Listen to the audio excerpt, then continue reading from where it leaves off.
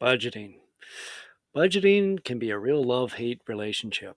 I actually quite like doing the family budget because um, it allows me to spend money without feeling guilty. So if I'm staying within my budget and I decide that I want to go out and buy myself a new subwoofer for my stereo or something along that line, and it's well within my budget, and then I don't feel guilty for spending the money. Where people really get frustrated with budgeting is they don't make much of a budget. They don't account for a lot of things. And as a result, they're always going over budget. And then they find the whole experience quite frustrating. So, we're going to learn a little bit about how to manage your money. And we're going to go through a practice budget today. So, first thing you're going to do is get familiar with some terms. There's some terms that will come up here, and you're going to try and match it up with the appropriate description. You can always click on long description here if you get a little stuck, and it'll explain what each one of the terms mean. So there's a great video that finally we've got the video embedded instead of those silly links that didn't properly work. So thank you to IT at the DSPN for fixing that. So click on that, and that'll open up the video. And um, it's a good idea to record the main ideas in the worksheet for that. So then we get down into looking at income, expenses, and goals. So um, there's some good tips here. It's funny, The Wealthy Barber was one of my first financial books I ever bought way back when I was in first year university. And I credit the simplicity of that book to keeping me on a healthy financial path throughout most of my life. So budgeting. So they come down to this section here and they give you an example of a person here that is making about $2,000 but a month. And the thing is that when you get your first paycheck from a business, you're like, oh my goodness, I should be making about, we'll say $2,000.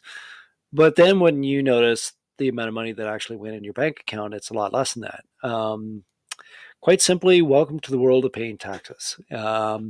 There's a variety of different things that will come off your paycheck, from Canada Pension Plan, the employment insurance, just federal and provincial taxes, you name it. And that will reduce the amount of money that you actually take home.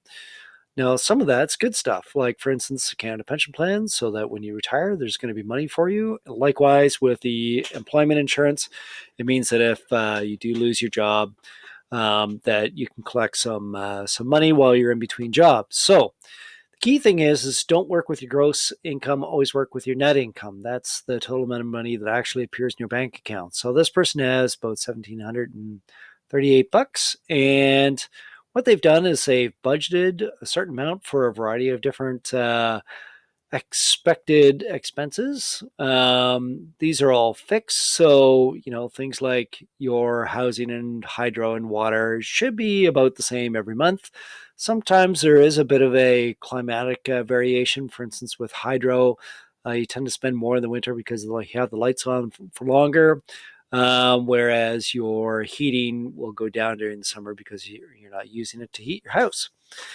Um, then there's your flexible expenses. So things like food and clothing and entertainment, all that sort of stuff. This is where everybody gets into trouble. And you'll see here that there's a lot of trouble going on for this person. So in the end, you're going to look at the amount of money that they're taking in versus the money that's going out. And when this number is bigger, that is a problem. So it's not so bad. For instance, if you've saved up and, for instance, it's December and you've done all your Christmas shopping, hopefully you've got some money in savings that when you go over your budget, then you've got some savings to dip into. But if you haven't saved prior to that, then obviously this is going to be a lot of problems. So go through these question and answers. They're great. They get you thinking about what's going on with this budget. And then we're going to create our own budget. So we've got these sort of monthly expenses that are fixed, and then we've got the variable ones that she is paying for.